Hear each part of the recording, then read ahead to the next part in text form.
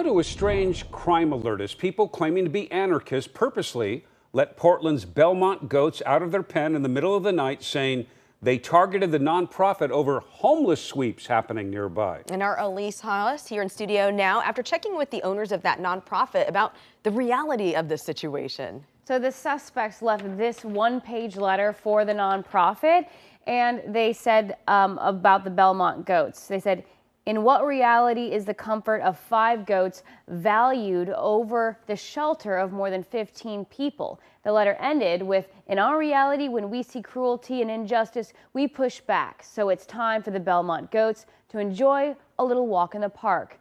Housing for all, you sweep, we strike," and they signed it, "Some Anarchists." Have you ever wondered why this development off Southeast Belmont is called the Goat Blocks? Before this area was turned into housing, it used to be a patch of grass in the middle of town, home to the Belmont Goats for the community to enjoy. We've been such a staple in the community for so long. Since then, the owners of the nonprofit have moved multiple times over the last decade. Currently, their goats are grazing off North Syracuse Street.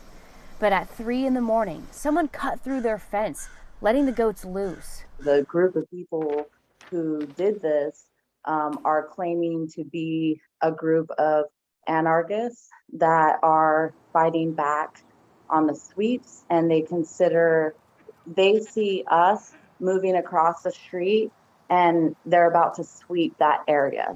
The goats are moving to make room for the city's latest Safe Rest Village.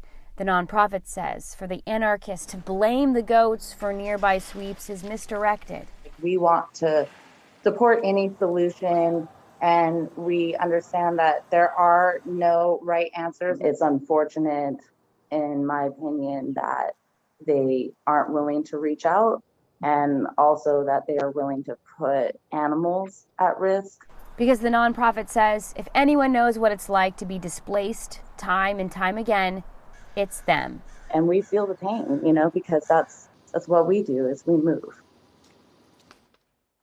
So the owner of the Belmont Goats say that their transient neighbors were the ones to call them to let them know that the animals were out in the middle of the night. The people from that camp ended up coaxing the goats back into their pen, but the goats were found next to poisonous plants. So the owners have been watching the goats closely all day. One goat died today, but the owners don't think that it was because of them being let out. All right, Elise, some strange details in that story, but thank you.